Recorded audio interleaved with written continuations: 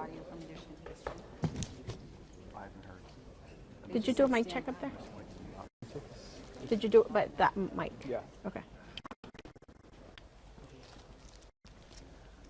Good morning to everybody. We appreciate your being here. Appreciate your coming out here and covering us in this difficult time. We're going to have this is a press briefing this morning. We started at 10 a.m., so we're starting out, and we're going to have two more today. We'll have one at 2 and one at 6. And the purpose of each one will be to update you from whatever our previous numbers are. So this morning we'll be updating you from where we were last night, and then at 2 we'll update you from where we are now, and 6, same thing. And speaking this morning, we are going to have Kirk County Sheriff Larry Lipa leading us off. United States Representative Chip Roy is here with us. Kerrville Mayor Joe Herring Jr. will be speaking briefly, and Kerrville City Manager Dalton Rice. And when we are done, because we are still in active search and recovery mode, we're going to keep this short. We'll allow 5 questions, and I'm going to turn it over now to Sheriff Lipa. Thank you. As probably a lot of y'all know, Sheriff Larry Lipa, Kirk County. One thing I want to tell you, I appreciate y'all covering this. One thing I'm really big about is transparency. Really appreciate y'all getting the message out there. We will do our best. Like you said, we'll have 2 more briefings out there to get you information as we get it. What I want to start with, I want to make sure you understand. These numbers I'm going to give you are at 8:55 a.m. this morning. These are changing rapidly, okay? So every time the next time we meet, I'll update you, but just bear with us, okay? They will be changing. They're already changing them up here, and we'll try to do a really good job. I've got some notes here I'm going to read because I want to be pretty accurate on this. Then I'll talk a little bit before I turn it over to Chip Roy. We are now more than 24 hours into this tragic event, and Kerrville Police Department, Kerrville Fire Department, and Kirk County Sheriff's Office, and other first responders for around the Texas are continuing to conduct rescue and recovery operations along the Guadalupe River corridor. So far, we've evacuated over 850 uninjured people, 8 injured people, and have recovered 27 deceased fatalities at this time. Of these 27, 18 are adults, 9 are children. Of that, 6 of the adults are unidentified, and 1 of the children are unidentified at this time. That's at 8:55 this morning. We're unable to release any further information on deceased at this time, as our thoughts and prayers go out to the loved ones. We are working hard to locate anyone who is still missing and to ensure they are safe. There are 2 ways that you can report the missing people. This is something I would really like y'all to spend some time getting out. One of the ways is via phone. We have a call center set up to accept information and share that information along our relief and incident commanders. That number is 830-285-1111. I'll repeat, 830-285-1111. It's 258. Correction. 258. Sorry about that. I'm going to repeat it one more time. 258.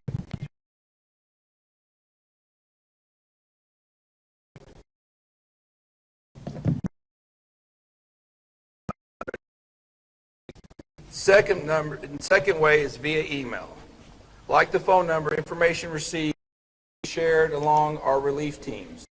That email is floodrecovery@co.tx.us. Repeating one more time, floodrecovery@co.tx.us. There is a shelter for the general public who needs assistance at the First United Methodist Church, 321 Thompson Drive in Kerrville. 321 Thompson Drive, Kerrville. At present, we don't need material or volunteer donations at this time. We are coordinating with a strong state response currently. To the Community Foundation of the Texas Hill Country. Once again, donations can be made to the Community Foundation of the Texas along have been working tirelessly search and rescue operations until all citizens.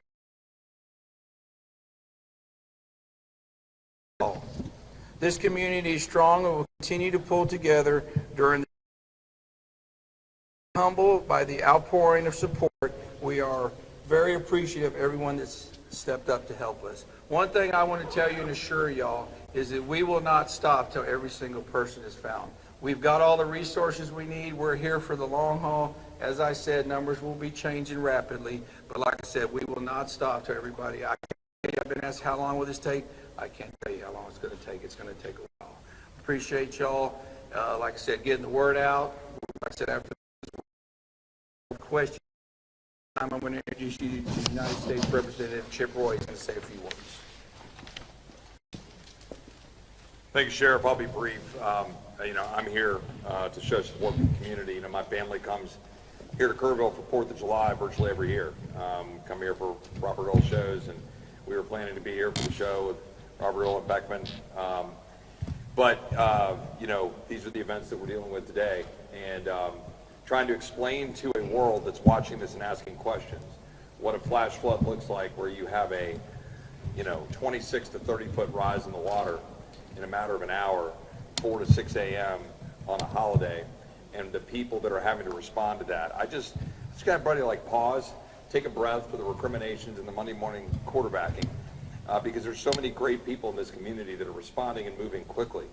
Lives lost, saving people, like camp directors, and I'm going to let other people name names and stuff. That's not my job here, but we know the stories of people that have been heroic in trying to make sure that the lives lost was at a minimum, and trying to recover individuals. I got a call and an update this morning. My kid's school, there was one of their schoolmates was missing, and was one of the kids. She was on a mattress for 2 or 3 hours in the middle of the night, and she's united with her mom, and that's wonderful. And those are the kind of blessings that we should be celebrating, while we're also mourning the loss of life as we identify those that didn't make it and are now home with their Lord. So I just want to appreciate the first responders, the coordinated effort from the state, local, federal partnerships. Yesterday I was on the phone with the president, with the secretary. I expect we'll have some additional visitors today. I'll let other people talk about that, but I couldn't even get the conversation out with the secretary, trying to explain to her what we were dealing with. That doesn't happen often for me, but it took me a while to collect myself to even be able to tell her what we were looking at. And they've been fantastic, made available immediately at the request. I talked to NIM about the need for help with the Army Corps, talked to the Secretary and their team, and they're immediate. It's been an extraordinary partnership. I think there's been 1,000 or so boots on the ground combined between state, local, and federal. I'll let them say the numbers, but obviously hundreds of people that have been rescued, 160 plus air rescues. I think that number's going up. Airlifting and taking in resources to some of these camps that were isolated. So let's focus on that. Let's focus on finding those who can be found, and then we can always assess what we need to do later going forward. But extremely proud of this community. Let's finish the job here over the next few days, support the local law enforcement and first responders, and pray for the families, particularly those who have lost loved ones. With that, I will turn it over to the mayor.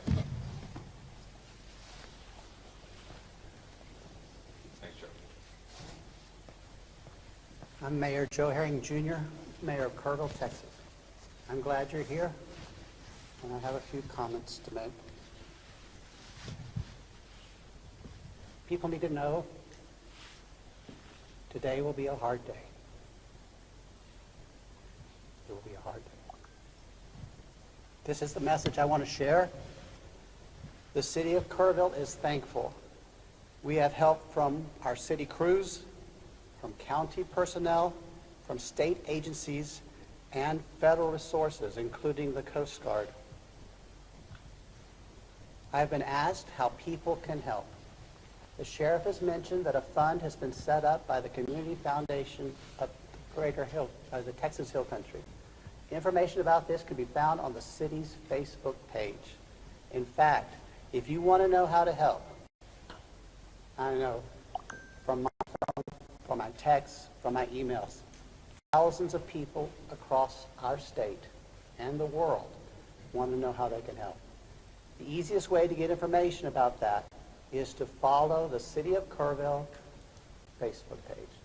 City of Kerrville, City Hall Facebook page.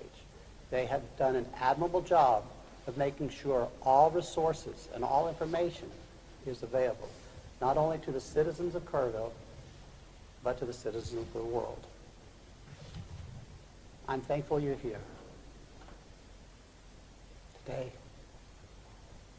will be a hard day. Please pray for our community. Thank you. Next up is City Manager Dalton Rice. Thank you, Mayor. Dalton Rice, the city manager for the city of Kerrville. Just wanted to give a couple updates on operations. Operations did continue through the evening. We used specialized equipment with a lot of helicopters trying to identify any areas that we could find, heat sources or whatever. So operations did continue throughout the night. Obviously, the water did recede into this morning. I do want to encourage folks with road damage, even though a road may be open, please use extreme caution. If water does get under the road, we are seeing a lot of debris, a lot of asphalt that is washing up, so there could be some other damaged areas. We did start boots on the ground operations about 8 a.m. this morning and started about southwest of Hunt, so southwest of Camp Mystic. These folks will be traveling very difficult terrain up through Ingram, and we're going to start getting information. So again, as the sheriff had alluded to, the information is changing constantly, and it's going to be changing by the minute. Talked about roads. Don't do your own searches. We know everybody wants to get help. As the roads start clearing up, you're gonna want to get out there. We are in constant communication with families. We're in constant communication with those around, and so we will continue to effortlessly work through working with our partners. Again, we've been working with Border Patrol, Texas DPS, game wardens, federal side, U.S. Coast Guard is here. We want to thank them. Air assets. Again, we have hundreds of state and federal and local resources out here supporting this community. We do have grief counselors out there, so if there's anybody that needs any support, please don't hesitate to reach out as well. We still are operating shelters. Shelters are the same ones that we gave out before. Good news is a lot of the shelters have gone down in numbers, so there's either been those that have been reunited or kind of moving on. A couple of locations, we had 18 girls in there that have been reunited with their families. We're down to about 4 that we're working on reunification as well. So reunification efforts are continuously ongoing from the missing person side. Here over the next few hours, we're going to be putting more information out there as far as missing persons, on how to contact if you have somebody that is missing or a loved one. Y'all have the camp number right now. We are continuously working on the other missing person side. The best way that I can sum this up is we have the known, which is the 27 potential missing campers that we're looking for now. The unknown is how many people were here locally, visiting, on vacation, doing other things in the community that we just do not have numbers. So these numbers are going to change throughout the day. And with that, we will take 5 questions. How many people are still missing? Missing individuals, 27, those all, when you say campers, are those all children? And also, we know the total number missing that we know of, not the unknown numbers, but the knowns of adults and children for the county. The 27 missing is the children from Camp Mystic that we have as far as right now for the number. As far as unknown other missing, we do not have an accurate count, and we don't even want to begin to estimate at this time. Can you expand on that? A lot of people in the community, there are some people who are living along the river, have said they are very concerned the number will go up of missing, and they want to know more about how you guys are looking for them, what the efforts are, maybe even some of the challenges. Can you speak to that? Yeah, absolutely. So like I alluded to with the operations piece, we have basically a team of about 34 folks from Texas Task Force 1, DPS, game wardens, and Border Patrol that are boots on the ground on each side of the river, starting in Hunt, and they're starting to make their way up. Across this entire area, it's probably about a 17-kilometer stretch. They are going to be in very debris terrain, very difficult, challenging contours along the riverbanks. So it is a very harsh environment. We are doing what's called a primary search, which is basically a very quick search, but when I say quick, that is up, down, sideways. They're turning over as many rocks as they can, culverts, up in trees. They are looking at every possible location, and then we'll start going into a layered approach, or what we also have from the locals, which has been a really great resource. In the floods that we have, there are known collection points where debris tends to collect along the riverbank. We do have intel on what sites and locations those are, so we can also put additional resources into those collection sites and start getting a more focused approach on that. We've seen a lot of tragic flooding. We've seen a lot of tragic flooding in central Texas over the past few weeks. There are so many people, I know this is so early, but there are so many people already asking, what can be done to stop the loss of life? We saw 13 in San Antonio. We have seen an unknown number, but at least 27 here. They're scared. Yeah, it's a great question, and I think that's a question that we definitely need to answer at some point in time. Right now, our focus is on the search and rescue efforts, making sure that we get these families out, get some closure, where we can. And so I think that is a great question that we need to ask ourselves, but right now we want to focus on search and rescue. Are there still rescue efforts going on right now? Yes, we are. We have been in continuous search and rescue operations. Again, this river, even though it started in West Kerr, this goes all the way down through East Kerr County and is continuing on, to the southeast. So yes, search and rescue operations are continuously ongoing, and we'll continue to update on that. So One more question. where are you finding these folks right now, the active rescues this morning? Are they stuck in an island of land? Where are they? Typically rescues, if we do find them, they're going to be in trees, or we find them, either on high ground. Again, most of the rescues that we are having at this point in time are other camps. So we have a lot of camps, and they are all accounted for, but they are isolated because of road damage. So we know where they're at. We're getting them food, water, resources, and now it's a matter of just getting them safely across, low water crossings or other areas to other shelters. There's So. so much confusion, though, about these kids. We know that there's missing kids, there's pictures, and there's names and all this stuff. Are you going to give a list of the names of the kids? Absolutely not. We are not going to give a list of the names. We want to protect, those families and their information. The other thing I want to point out, and thank you for bringing that up, these families are getting bombarded with spam calls and spam information. So we want to keep the kids' information and these families' names out of any public, light, to give them the opportunity to grieve and to make sure that we give them the best possible resources that we can and get them reconnected as soon as possible.